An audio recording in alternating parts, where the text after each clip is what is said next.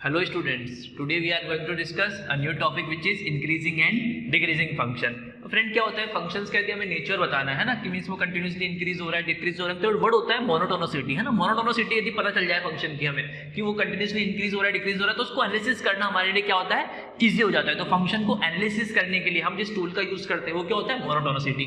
अब मोनोटोनोसिटी के दो टाइप हो सकते हैं, या तो फंक्शन आपका कंटिन्यूसली इंक्रीज हो सकता है, कंटिन्यूसली फंक्शन आपका डिक्रीज हो सकता है। तो जो इंक्रीज हो रहा है उसको हम इंक्रीजिंग फंक्शन कह देंगे, तो जो डिक्रीज हो रहा है उसको डिक्रीजिंग फंक्शन कह देंगे। तो मोनोटोनोसिटी इज अ टूल जिसके थ्रू हम फंक्शन को क्या करेंगे उसका नेचर एनालिसिस कर पाएंगे। मींस वो कंटिन्यूसली इंक्रीज हो रहा है कंटिन्यूसली डिक्रीज हो रहा है। अब मोनोटोनोसिटी को दो टाइप में क्लासिफाई कर सकते हैं, increasing function and decreasing function. तो ठीक है, पहली बात हमारे दिमाग में ये पढ़ के हो रहे हैं फंक्शन का एनालिसिस करने के लिए। जैसे इसका मैं रियल लाइफ में आपको एग्जांपल दूं है ना, रियल लाइफ में आपको चीजें समझाऊं। तो जैसे फॉर एग्जांपल एक फार्मर है ना जिसने अपनी क्रॉप उसने उगाया है, ठीक है। तो फ्रेंड क्या होगा, सपोज करो उसकी सप्लाई जो उसका प्राइस और सप्लाई है ना, प्राइस और सप्लाई का मैं ग्राफ एनालिसिस करने जाऊं। यदि मैं प्राइस और सप्लाई का ग्राफ एनालिसिस करने जाऊं, सपोज करो उस जो साल जिस साल उसने क्रॉप उगाया है उस साल बारिश अच्छी हो गई तो उसकी जो सप्लाई होगी वो ज्यादा हो जाएगी सडनली है ना। तो प्राइस और सप्लाई का जो ग्राफ होगा, प्राइस और सप्लाई का जो ग्राफ होगा, सप्लाई एकदम से ज्यादा होगी तो प्राइस ऑटोमेटिकली डिक्रीज हो जाएगी, सप्लाई ज्यादा होगी तो ऑब्वियसली जो प्राइस होगा वो कम हो जाएगा है ना, क्योंकि बहुत ज्यादा मार्केट में चीजें आ गई। अब सपोज करो क्या हुआ, फेस्टिवल सीजन आ गया सडनली। तो फेस्टिवल सीजन आया तो डिमांड क्या होगी, एकदम से बढ़ गई। अब जब डिमांड बढ़ेगी तो प्राइस क्या होगी, बढ़ जाएगी, ठीक है। तो इकोनॉमिस्ट को सपोज करो यदि ग्राफ को एनालिसिस करना है तो उसको यदि पता चलेगा कि प्राइस और डिमांड का जो ग्राफ है वो इंक्रीजिंग है, मींस डिमांड बढ़ने पर प्राइस बढ़ रहा है, वो एनालिसिस कर सकता है इस ग्राफ्स के थ्रू। यदि इसको नेचर पता है फंक्शन का इंक्रीजिंग है। सपोज सिमिलरली उसको पता चल गया कि सप्लाई बढ़ने पर प्राइस कम हो रही है तो अगेन उसको नेचर पता चल गया कि फंक्शन डिक्रीजिंग है, तो अगेन वो एनालिसिस कर सकता है यहाँ से कि जो डिक्रीजिंग है तो सप्लाई बढ़ने पर क्या हो रहा है, प्राइस कम हो सकता है। तो ये जो इंक्रीजिंग डिक्रीजिंग टर्म है ना, इससे हमको फायदा क्या हो रहा है पता है आपको, कि हम ग्राफ्स को एनालिसिस कर पा रहे हैं, फंक्शन को एनालिसिस कर पा रहे हैं। तो it is a tool using this we can analysis our function, ठीक है। तो डेली लाइफ में कहाँ एग्जांपल कहाँ यूज आ रहे हैं, हमें दिमाग में क्वेश्चन उठे तो that's the daily life example. For this we are going to study increasing and decreasing function. Next thing is that what is definition of increasing and decreasing function. तो next thing पे आते हैं अपन definition of increasing and decreasing function, ठीक है। तो definition लिख लो, इसकी definition क्या होती है। पहले simple definition बता रहे हैं। simple definition क्या है यहाँ पर, let fx एक function है, let fx be a real valued function such that, इसके अंदर कोई दो इनपुट ले लेते हैं ना, दो इनपुट ले लेते हैं x1 और x2 दो इनपुट है, और इस टाइप से है कि जो x1 है ना, x1 इनपुट छोटा x2 से है ना, for all x1 x2 belongs to domain of function है ना, डोमेन ऑफ f, ठीक है। आपने जो इनपुट लिया वो x2 इनपुट को ज्यादा लिया x1 इनपुट से, ठीक है।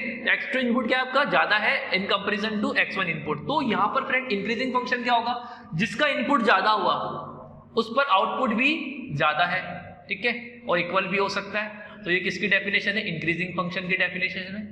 फंक्शन कैसा है, इंक्रीजिंग फंक्शन है। मींस देखो जैसे यहाँ पर इंक्रीजिंग फंक्शन ये रहा, ये x1 इनपुट है, ये x2 इनपुट है। x2 इनपुट बड़ा है x1 से, तो इसका जो आउटपुट है f of x2 वो क्या है, ज्यादा है f of x1 से, ठीक है। तो यदि इनपुट बड़ा होने पर आउटपुट भी बड़ा है तो वो इंक्रीजिंग फंक्शन है। सिमिलरली केवल यहाँ पर इक्वल का साइन नहीं आएगा, केवल ओनली ग्रेटर देन है, तो ये कौन सा फंक्शन हो जाएगा, स्ट्रिक्टली इंक्रीजिंग है ना, स्ट्रिक्टली इंक्रीजिंग फंक्शन हो जाएगा ये। आई होप ये क्लियर हुआ होगा आपको है ना। इक्वल नहीं आएगा इसके अंदर, अब इसको मैं और क्लियर करूंगा एक ग्राफ के थ्रू। अब सपोज करो इनपुट x2 बड़ा है और आउटपुट x1 का बड़ा है, और वो इक्वल भी हो सकता है। तो इन दिस केस क्या हो जाएगा फ्रेंड, ये डिक्रीजिंग फंक्शन हो जाएगा। किसकी डेफिनेशन है, ये डिक्रीजिंग फंक्शन की डेफिनेशन है। देखो कैसे, देखो यहाँ पर देखो, ये x1 इनपुट, ये x2 इनपुट बड़ा है x1 से, बट आउटपुट देखो, आउटपुट किसका बड़ा है फ्रेंड, f of x1 का बड़ा है f of x2 से।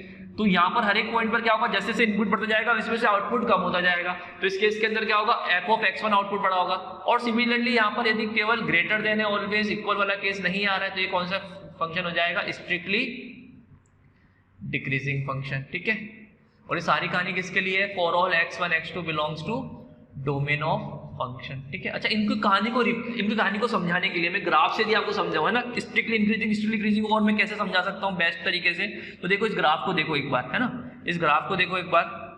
सपोज करो एक ग्राफ है ना, ये ए पॉइंट है, ये बी पॉइंट है, ये सी पॉइंट है, ये डी पॉइंट है।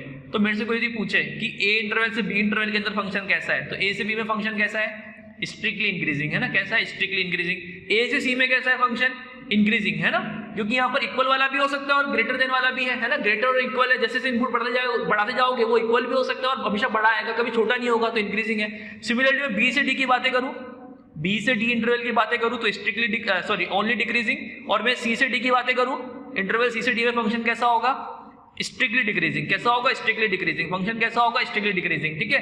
अच्छा यहाँ पर डिक्रीजिंग होगा बी से डी के अंदर। अच्छा मैं ए से डी के अंदर बातें करूँ, ए से डी के अंदर बातें करूँ तो नाइदर इंक्रीजिंग नॉर डिक्रीजिंग। क्यों, क्योंकि कुछ देर के लिए इंक्रीजिंग है, कुछ देर के लिए डिक्रीजिंग है। मैं बी से सी की बातें करूँ तो फंक्शन कैसा होगा, कांस्टेंट फंक्शन। इसमें क्या बोलेंगे, केवल कांस्टेंट फंक्शन बोलेंगे, है ना, इसमें भी इंक्रीजिंग डिक्रीजिंग नहीं है, कांस्टेंट फंक्शन है। और ए से डी की बातें करूं तो नाइदर इंक्रीजिंग नॉर डिक्रीजिंग, ठीक है। तो फ्रेंड ये तो है बेसिक डेफिनेशन इंक्रीजिंग डिक्रीजिंग की, हमें पता चलना चाहिए इंक्रीजिंग डिक्रीजिंग फंक्शन से मीन क्या है। लेकिन हमारे चैप्टर का नाम क्या है, एप्लीकेशन ऑफ डेरिवेटिव। हमें यूजिंग डेरिवेटिव बताना है कि फंक्शन इंक्रीजिंग है या डिक्रीजिंग। तो next we are going to discuss application of derivative. Using derivative की एप्लीकेशन से how we are able to tell that our function is increasing decreasing strictly increasing strictly decreasing. तो next we are going to discuss friend using derivative how we will tell increasing and decreasing function. Next we are going to discuss friend condition of increasing and decreasing function using derivative, ठीक है। तो derivative की through conditions कैसे निकल के आती है, next we are going to discuss this thing। तो फ्रेंड हमारे पास एक लेट्स अज्यूम एक डिक्रीजिंग फंक्शन है। फर्स्ट अपन देख लेते हैं डिक्रीजिंग फंक्शन की क्या कंडीशन है। एक स्ट्रिक्टली डिक्रीजिंग फंक्शन ले लेते हैं अपन, है ना, इसका ग्राफ ले लेते हैं। तो एक तो भैया सिंपल तरीके से आप बता सकते हो, जैसे सपोज करो एक ये स्ट्रिक्टली इंक्रीजिंग फंक्शन है। सपोज करो पहले स्ट्रिक्टली इंक्रीजिंग की बातें कर लेते हैं, है ना। तो एक स्ट्रिक्टली इंक्रीजिंग फंक्शन है, तो इसके किसी भी पॉइंट पर यदि आप स्लोप लेते हो, किसी भी पॉइंट पर आप टेंजेंट का स्लोप लेते हो, किसी पॉइंट पर यदि टेंजेंट का स्लोप लेते हो, है ना, पहले मैं स्ट्रिक्टली इंक्रीजिंग की बातें कर ले रहा हूँ अभी। तो किसी पॉइंट पे स्लोप लेते हो तो जो एंगल है ये थीटा एक्यूट एंगल है, तो इसका स्लोप कैसा होगा, पॉजिटिव होगा, डिवाइड बाय dx पॉजिटिव होगा। क्यों, क्योंकि थीटा एक्यूट तो tan theta positive, tan theta होता है क्या अपने आप में डिवाइड बाय dx, मींस यहां पर f डैश x हर एक पॉइंट पर कैसा होगा, पॉजिटिव होगा। एक तो ये तरीका है, इसको एक तरीके से प्रूव कर सकते हो आप। लेट्स अज्यूम ये पॉइंट c है ना। अब इंक्रीजिंग फंक्शन तो लेट्स अज्यूम इसके जस्ट आगे एक पॉइंट ले लेते हैं c प्लस h। इसके जस्ट आगे एक पॉइंट ले लिया मैंने c प्लस h। तो यहाँ पर c प्लस h और c में कौन बड़ा, c प्लस h बड़ा, इनपुट c प्लस h बड़ा, h बहुत पॉजिटिव नंबर, बहुत छोटा पॉजिटिव नंबर है। अच्छा इनपुट c प्लस h बड़ा, तो आउटपुट भी किसका बड़ा होगा, f c प्लस h का बड़ा होगा। जिसका इनपुट बड़ा उसका आउटपुट भी बड़ा, ठीक है। अच्छा यहाँ से आप क्या लिख सकते हो friend, f c plus h minus f c is greater than 0। आप दोनों तरफ एक पॉजिटिव नंबर h का डिवाइड लगा सकते हो, ठीक है। अब आपको किसी एक पॉइंट पर एनालिसिस करना है c पर, तो h टेंडिंग टू क्या कर दो, 0 ले लो, लिमिट ले लो यहाँ पर, लिमिट h टेंडिंग टू 0। तो किसी एक पॉइंट पर कहानी हो जाएगी आपकी, लिमिट h टेंडिंग टू 0। लेकिन ये तो 0 हो जाएगा ऑलरेडी, क्योंकि 0 अपॉन h, तो 0 में लिमिट अप्लाई करोगे तो 0 आएगा। और ये क्या बन गया अपने आप में f डैश c। तो फ्रेंड यहाँ से भी आप प्रूफ करके दिखा सकते हो कि यदि किसी पॉइंट पर यदि कोई फंक्शन इंक्रीजिंग फंक्शन है तो उसके हर एक पॉइंट पर उसका जो डिफरेंशिएशन होगा वो कैसा होगा, पॉजिटिव होगा, ग्रेटर देन 0 होगा, ठीक है। ये आप एक बेसिकली डायरेक्ट भी कह सकते थे कि देखो किसी भी पॉइंट पर टेंजेंट ड्रॉ करोगे तो वो सर एक्यूट एंगल बनाएगा, और एक्यूट एंगल का tan कैसा होगा, पॉजिटिव ही होगा। ये आप इस डेरिवेशन के थ्रू भी कह सकते हो। मुद्दे की बात है आपको पता होना चाहिए, ये कॉन्सेप्ट पता होना चाहिए कि यदि कोई फंक्शन कंटिन्यूअसली इंक्रीज हो रहा है तो उसके हर एक पॉइंट पर क्या होगा, डिफरेंशिएशन कैसा होगा, ग्रेटर देन 0 होगा। ये कहानी स्ट्रिक्टली इंक्रीजिंग के लिए कह रहे हैं अपन, है ना। सेकंड बातें कर लेते हैं अपन स्ट्रिक्टली डिक्रीजिंग की कहानी।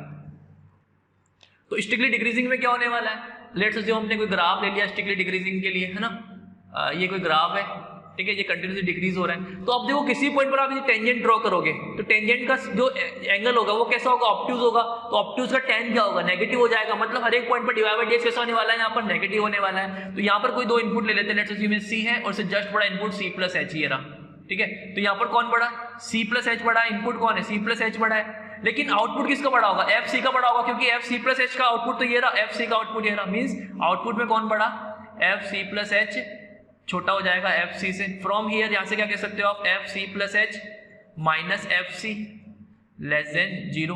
अब क्या करो, डिवाइड लगा दो h का, यहाँ पर पॉजिटिव नंबर h का, लिमिट ले लो, किसी पॉइंट पर एनालिसिस करना है तो यहाँ पर आपको क्या हो जाएगा, ये अपने आप में क्या हो गया, एफ डे सी हो गया, है ना। आरएचडी का फॉर्मूला बन गया less than 0।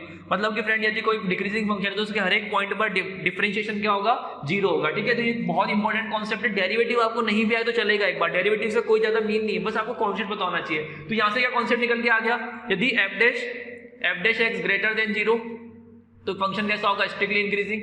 F dash x greater than and equal to 0 तो फंक्शन इंक्रीजिंग हो जाएगा, क्योंकि देखो इक्वल 0 भी आ गया, मींस अब वो कांस्टेंट भी हो सकता है कुछ देर के लिए, वापस इंक्रीजिंग हो सकता है, तो वहां पर डेरिवेटिव 0 होगा। क्योंकि जहां पर फंक्शन देखो जब इक्वल 0 आ गया मतलब जो आपका टेंजेंट है वो एक्यूट एंगल भी बना सकता है और हो सकता है पैरेलल टू एक्स एक्सिस भी आ जाए, ठीक है।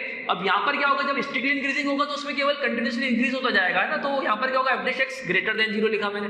सिमिलरली एफ डैश एक्स यदि लेस देन 0 है तो ये डिक्रीजिंग की स्ट्रिक्टली डिक्रीजिंग कहानी हो जाएगी। और f dash x less than equal to 0 है तो ये क्या हो जाएगा, डिक्रीजिंग की कहानी हो जाएगी, है ना। तो आपका जो फंक्शन होगा वो स्ट्रिक्टली इंक्रीजिंग कब होगा, जब f dash x greater than 0, increasing कब होगा, f dash x greater than and equal to 0, strictly decreasing कब होगा, f dash x less than 0, strictly decreasing कब होगा, f dash x less than equal to 0 for all x belongs to domain of function, for all x belongs to domain of function, ठीक है। अच्छा friend, यहाँ पर एक point और ध्यान रखना है कि यहाँ पर यदि स्ट्रिक्टली इंक्रीजिंग स्ट्रिक्टली डिक्रीजिंग की बातें करें तो स्ट्रिक्टली इंक्रीजिंग में एफ डैश एक्स कैसा है, ग्रेटर देन 0, और स्ट्रिक्टली डिक्रीजिंग में एफ डैश एक्स कैसा है, लेस देन 0। लेकिन डोमेन के किसी अंदर एक पॉइंट पर, डोमेन में किसी एक पॉइंट पर यदि वो 0 भी हो रहा है तो भी चलेगा, ठीक है। जैसे फॉर एग्जांपल मैं कहूं fx equal to x cube, fx equal to x cube अगर आप देखोगे तो कैसा है, ये कंटिन्यूअसली इंक्रीजिंग फंक्शन है, लेकिन इस पॉइंट पर ये एफ डैश एक्स कैसा है, 0। तो डोमेन किसी एक पॉइंट पर 0 हो सकता है लेकिन उसके नेबरहुड में नहीं होना चाहिए, ठीक है। तो यहाँ पर हम क्या कहेंगे, F dash x greater than 0 जरूर कहते हैं, लेकिन डोमेन में किसी एक पॉइंट पर यदि हो रहा है तो चलेगा, लेकिन उसके नेबरहुड में 0 नहीं होना चाहिए, ठीक है। तो दिस इज द कहानी ऑफ स्ट्रिक्टली इंक्रीजिंग, डिक्रीजिंग,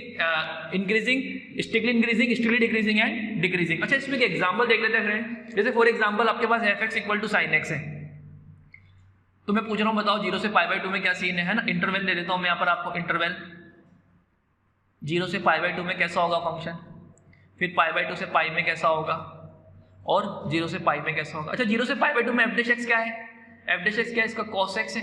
तो एफ डैश एक्स 0 से पाई बाई 2 में cos x कैसा होता है, पॉजिटिव होता है। तो यहाँ पर फंक्शन का नेचर कैसा हो जाएगा, कैसा हो जाएगा, ये इंक्रीजिंग हो जाएगा, है ना, इंक्रीजिंग फंक्शन हो जाएगा। अच्छा, पाई बाई 2 से पाई में कैसा हो जाएगा, डिक्रीजिंग हो जाएगा। और 0 से पाई में नाइदर इंक्रीजिंग नॉर डिक्रीजिंग, ठीक है, क्योंकि 0 से पाई में कुछ देर इंक्रीजिंग है, कुछ देर डिक्रीजिंग है, ठीक है। अच्छा फ्रेंड, आपको strictly increasing, strictly decreasing, increasing decreasing का कॉन्सेप्ट आई होप कि एकदम क्लियर हुआ होगा। तो क्या करना है, f dash x greater than 0 strictly increasing, f dash x greater than equal to 0 तो increasing, similarly f dash x less than 0 तो स्ट्रिक्टली डिक्रीजिंग, और इक्वल भी आ जाएगा तो वहां पर डिक्रीजिंग की कहानी हो जाएगी, ठीक है। आई होप ये कॉन्सेप्ट आपको क्लियर होगा कि डिफरेंशिएशन की हेल्प से कैसे हम बताएंगे, ठीक है। Next we are going to discuss conceptual question. Next we are going to discuss friend one conceptual question. Consider the graph alongside at the following statement. एक ग्राफ है और उसके अलोंग आपको कुछ स्टेटमेंट गिवन है। First statement कह रहा है स्ट्रिक्टली इंक्रीजिंग इन ए से बी, इंक्रीजिंग इन ए से सी, स्ट्रिक्टली डिक्रीजिंग इन बी से डी, डिक्रीजिंग इन सी से डी, इंक्रीजिंग इन सी से ई, इंक्रीजिंग इन डी से E. Which of the following is true about the function. First and second only true, first second fourth sixth only true, first second sixth only true, all of this true. Please pause the video here for 2 minute and आपको बताना ABCD में से कौन सा option सही होगा। Keep in mind it is concept question, ठीक है। आई होप फ्रेंड आपने ट्राई किया होगा। देखिए स्टेटमेंट को एक बार देख लेते हैं अपन। स्ट्रिक्टली इंक्रीजिंग ए से बी, सही बात है, फर्स्ट ट्रू है ना, ए से बी में स्ट्रिक्टली इंक्रीजिंग हो रहा है, फर्स्ट ट्रू है, सही है। इंक्रीजिंग इन ए से सी, ए से सी में इंक्रीजिंग है, ये भी सही है ना, इंक्रीजिंग है, कुछ देर इंक्रीज हो रहा है, इक्वल हो रहा है, ठीक है। स्ट्रिक्टली डिक्रीजिंग इन बी से डी, फ्रेंड देखो यहाँ पर स्ट्रिक्टली डिक्रीजिंग इन बी से डी, तो ये गलत है, थर्ड गलत है, दिख रहा है। बी से डी में कैसा है, डिक्रीजिंग है। डिक्रीजिंग इन सी से डी, अब देखो मेजॉरिटी बच्चों ने कहा होगा ये गलत है, लेकिन फ्रेंड ये सही है। देखो बी से डी में डिक्रीजिंग है तो सी से डी में तो डिक्रीजिंग हो गया। कीप इन माइंड जहां पर फंक्शन स्ट्रिक्टली डिक्रीजिंग है वहां पर डिक्रीजिंग तो है ही, तो ये स्टेटमेंट क्या है, ट्रू है। इंक्रीजिंग इन सी से ही, इंक्रीजिंग इन सी से ही नहीं, neither increasing not decreasing. Increasing in D से ही, इंक्रीजिंग इन डी से ही, अगेन फ्रेंड यहाँ पर स्ट्रिक्टली इंक्रीजिंग है तो इंक्रीजिंग तो होगा ही होगा, ठीक है। तो ये स्टेटमेंट क्या होगा, सही हो जाएगा। तो कौन सा ऑप्शन सही है, फर्स्ट सेकंड फोर्थ और सिक्स्थ, फर्स्ट सेकंड फोर्थ और सिक्स्थ, तो ऑप्शन बी इज करेक्ट, है ना। आई होप ये क्वेश्चन आपको क्लियर होगा। तो मिथ क्या होता है यहाँ पर, बच्चों को मिथ होता है जनरली कि जहां पर फंक्शन स्ट्रिक्टली इंक्रीजिंग है वहां पर इंक्रीजिंग नहीं होगा। नहीं नहीं, जहां पर स्ट्रिक्टली इंक्रीजिंग है वहां इंक्रीजिंग तो होगा ही होगा, but vice versa is not necessarily true. I hope ये क्वेश्चन आपको क्लियर हुआ होगा। Next we are going to discuss friend some example on this topic, ठीक है। Next we have one example friend, example number 11 of NCERT. Find the interval in which the function fx equal to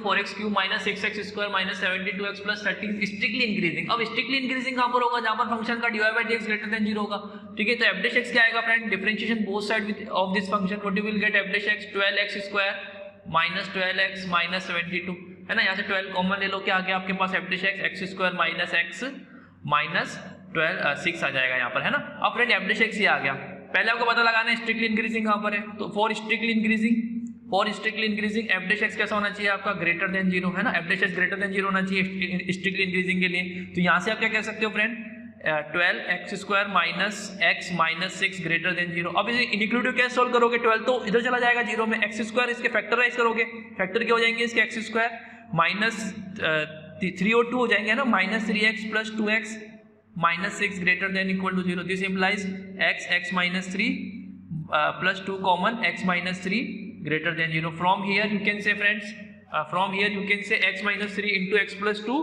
greater than 0, x minus 3 into x plus 2 greater than 0। अब इसको solve करने के लिए कौन सा method होता है, wavy curve. Wavy curve जिनको अभी भी नहीं आता वो देख लो एक बार वेवी कर्व मेथड कैसे अप्लाई करते हैं। आपको करना है क्रिटिकल पॉइंट निकालने हैं। क्रिटिकल पॉइंट मींस कहां पर जीरो हो रहा है, ये कहां पर जीरो हो रहा है 3 पर और ये कहां पर जीरो हो रहा है -2 पर। तो क्रिटिकल पॉइंट क्या है -2 और 3, इनको ड्रॉ करो -2 इंक्रीजिंग ऑर्डर में -2 और 3। अब वेवी कर्व ऊपर से बनेगा नीचे से बनेगा, डिपेंड करता है सबसे बड़े क्रिटिकल पॉइंट। सबसे बड़ा क्रिटिकल पॉइंट कौन सा है 3 से जस्ट बड़ा कोई नंबर ले लो 4 के लिए 4 - 3 पॉजिटिव, 4 + 2 पॉजिटिव। पॉजिटिव है पूरा एक्सप्रेशन तो ऊपर से बनेगा वेवी कर्व।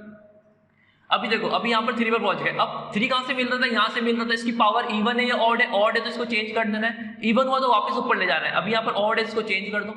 -2 कहां से मिल रहा है, यहाँ से, इसकी पावर भी ऑड है, अगेन इसको चेंज कर दो। ऊपर वाले को प्लस नीचे वाले को माइनस कहना है, ठीक है। अब प्लस कहां पर है, -∞ से -2 यूनियन 3 से इंफिनिटी। तो ये वो इंटरवल है जहां पर फंक्शन कैसा है, स्ट्रिक्टली इंक्रीजिंग है ना। For strictly increasing x belongs to this. अब स्ट्रिक्टली डिक्रीजिंग के लिए क्या होना चाहिए, f' लेस देन 0 होना चाहिए। तो f' लेस देन 0 यहाँ से डायरेक्टली दिख रहा है। For strictly decreasing x belongs to -2 से 3 हो जाएगा। अच्छा सपोज करो यहाँ पर आपसे इंक्रीजिंग पूछा होता तो फंक्शन इंक्रीजिंग कहाँ पर है, तो -∞ to -2 पर क्लोज आ जाएगा। फिर क्लोज इसलिए आ जाएगा फ्रेंड, -2 पर क्या हो रहा है, f' कैसा हो जाएगा, यहाँ पर 0 हो जाएगा। सिमिलरली यहाँ पर यदि 3 पर बात करो, 3 पर भी क्या होगा, क्लोज आ जाएगा, है ना। इंक्रीजिंग की बातें करो, सिमिलरली डिक्रीजिंग की बातें करो तो -2 to 3 पर क्या होगा, क्लोज आ जाएगा, है ना। अदरवाइज पूरा क्वेश्चन सेम ही रहेगा। आई होप ये क्वेश्चन आपको क्लियर हुआ होगा। Remaining question we will discuss in class exercise, ठीक है। Thank you class.